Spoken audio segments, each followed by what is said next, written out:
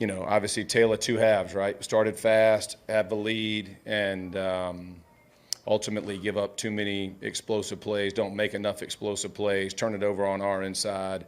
They made more plays than us, and then penalties kept drives alive. Got to keep your head, got to play disciplined football, and we didn't do those things in the second half, and ultimately, lost this game. Jeff, why did you decide to go for 4?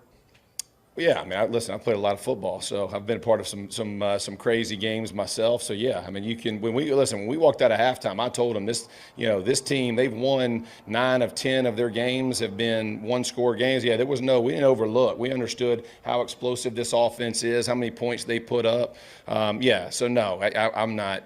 I'm disappointed in how we played in the second half and didn't find a way to close this thing out. But ultimately, I told the guys in there we didn't make enough plays, and that goes around the entire football team.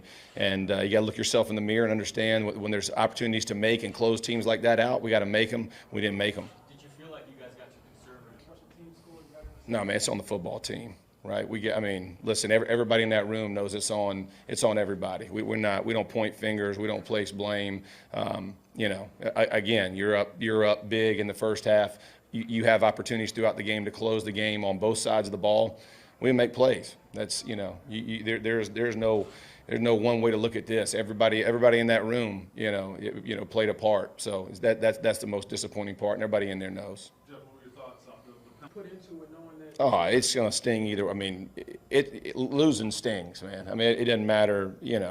Every time we lose, it stings. So I look at this as no different than the other ones. I mean, you're frustrated by opportunities that are missed, and again, self-inflicted wounds that we talk about, we emphasize, and ultimately have to learn how to make. And that's part of it. We got to keep learning and keep growing. And but no, man, it's they all hurt equally. Losses, they don't ever feel good. There's no more victories. You know what I mean? It's painful no matter what. You guys have really written Jonathan to the swing in that game. Guys, tough one to swallow.